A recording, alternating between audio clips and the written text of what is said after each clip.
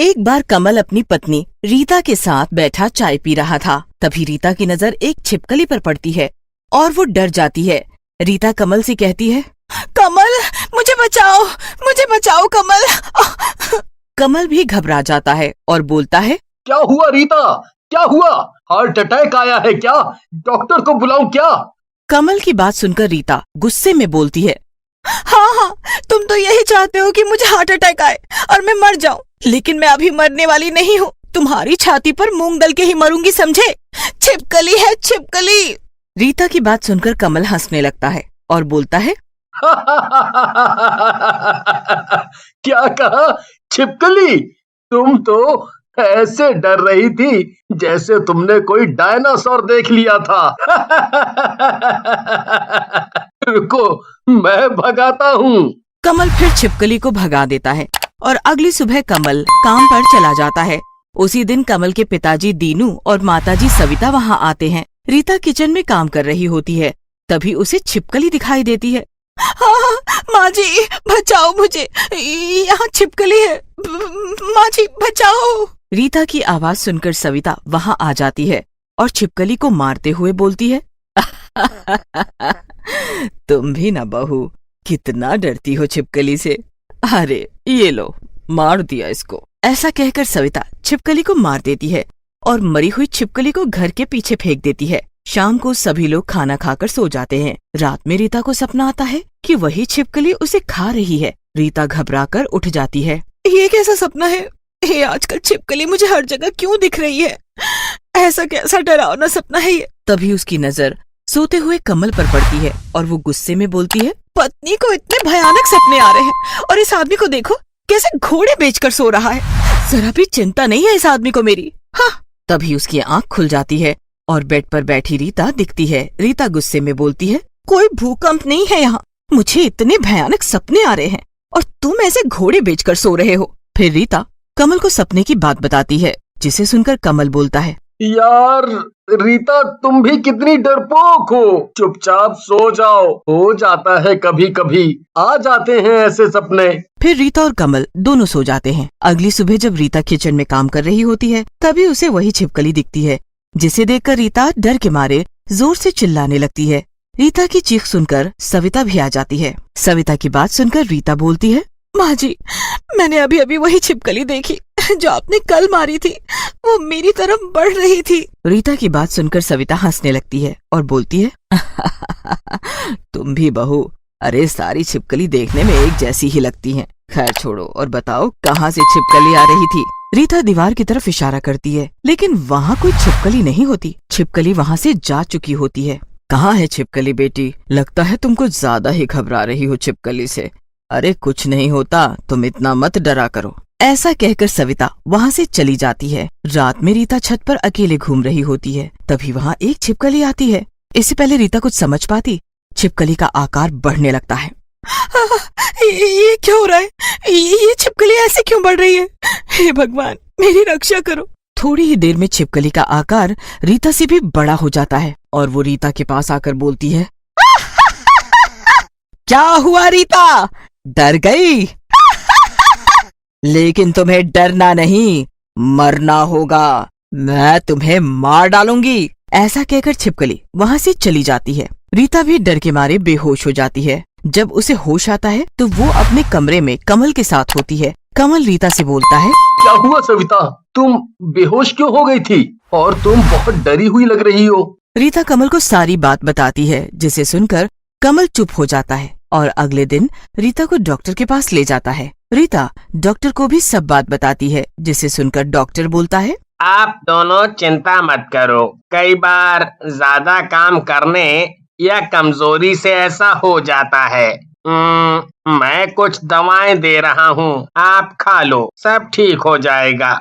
ऐसा कहकर डॉक्टर रीता को दवाई दे देता है। रीता और कमल वापस घर आ जाते हैं। रीता कमल से कहती है, कमल, मैं ये दवाएं नहीं खाऊंगी, मैं कोई बीमार नहीं हूँ, समझे तुम? ऐसा कहकर रीता वहाँ से चली जाती है। रात में रीता जब सो रही होती है, तभी वही बड़ी छिपकली उसके पास आकर खड़ी हो जाती है और बोलती है, उठो रीता उठो, मैं तुम्हें लेने आई हूँ, उठो। रीता उठकर बैठ जाती है। छिपकली रीता के पास आती है और बोलती है, क्या हुआ रीता, तुम डरती बहुत हो। अरे सिर्फ मरना ही तो है, चलो मेरे साथ, मैं तुम्हें बहुत अच्छी मौत दूंगी। रीता जोर जोर से चिल्लाने लगती है। रीता की आवाज सुनकर कमल उठ जाता है और दीनू और सविता भी वहां आ जाते हैं। रीता रोते रोते सारी बात बता देती है, जिसे सुनकर दीनू कहता है, मुझे तो ये सब कोई भूत प्रेत का चक्कर लग रहा है, क्यों ना किसी तांत्रिक को दिखाया जाए। पिताजी, आप भी कैसी बातें कर रहे हो पिताजी, भूत प्रेत कुछ नहीं होता, हमने कल डॉक्टर को दिखाया था, उसने दवाएं दी हैं खाने के लिए। सविता बोलती है, हाँ बेटा तुम सही कह रहे हो, अरे कोई भूत प्रेत नहीं होता, रीता बेटी को कोई और दिक्कत है। कमल की बात सुनकर दीनू और सविता भी वहाँ से चले जाते हैं। एक दिन सविता बाथरूम में नहा रही होती है और रीता घर की सफाई कर रही होती है। तभी उसकी एक नजर बड़ी पूंछ जैसी चीज पर पड़ती है, जो बाथरूम के दरवाजे के नीचे से बाहर आ रही होती है। रीता घबरा जाती है। ये तो छिपकली की पूंछ है, लेकिन ये बाथरूम में से कैसे आ रही है? वह तो माँ जी ना आ रही है। रीता डरते डरते सविता को आवाज लगाती है, माँ जी आप ठीक तो है, आपकी आवाज नहीं आ रही है। बाथरूम के अंदर से सविता की आवाज आती है और वो बोलती है, अरे बहू मैं ठीक हूँ, नहाकर बस बाहर ही आ रही हूँ, फिर मिलकर खाना बनाते हैं, तुम जाओ अपना काम कर लो। लेकिन रीता वहीं बाथरूम के पास खड़ी रहती है। जैसे ही सविता बाथरूम से निकलती है, वो छिपकली की पूंछ भी गायब हो जाती है। अरे बहू तुम गई नहीं, अब तक डर लग रहा है क्या तुम्हें? सविता की बात सुनकर रीता बोलती है, अरे नहीं माँ जी, डर कैसा, मैं तो आपका इंतजार कर रही थी। फिर रीता और सविता वहाँ से चले जाते हैं। रीता दीनू के पास जाती है और उन्हें बाथरूम में हुई बात के बारे में बताती है। रीता की बात सुनकर दीनू कहता है, मुझे तो पहले दिन से ही लग रहा है कुछ तो गड़बड़ है, लेकिन कोई मेरी बात नहीं मानता। मैं अभी जाता हूँ और किसी तांत्रिक बाबा को लेकर आता हूँ। ऐसा कहकर दीनू तांत्रिक को लेकर वापस आ जाता है। जब तक शाम भी हो जाती है, तांत्रिक को देखकर कमल बोलता है, पिताजी मेरे मना करने पर भी आप तांत्रिक को घर पर ले आए, अरे आप भी कितना वहमी हो। दीनू जी, इस घर पर चुड़ैल का साया है और वो अभी हम सब के बीच में मौजूद है।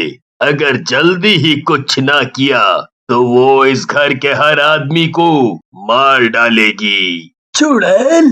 और वो भी हमारे बीच? ऐसा कैसे हो सकता है? आपको कुछ गलत फहमी हो रही है बाबा।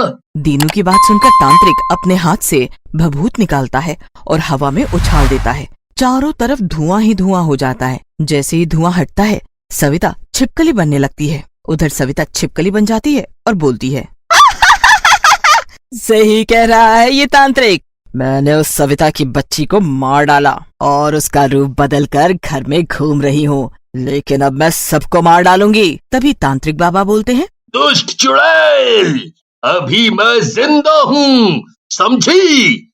ऐसा कहकर तांत्रिक बाबा चुड़ैल के ऊपर अपने त्रिशूल से वार करते हैं। ये तूने क्या किया? हे भगवान, शंकर का त्रिशूल है, इससे तूने मुझ पर वार किया, अब मैं नहीं बचूंगी।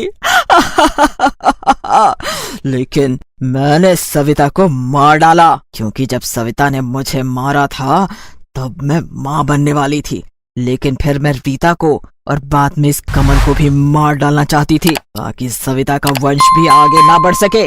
लेकिन तांत्रिक, तूने सब खत्म कर दिया, इस त्रिशूल के वार से मैं बच नहीं पाऊंगी। थोड़ी ही देर में छिपकली चुड़ैल बुरी तरह जल जाती है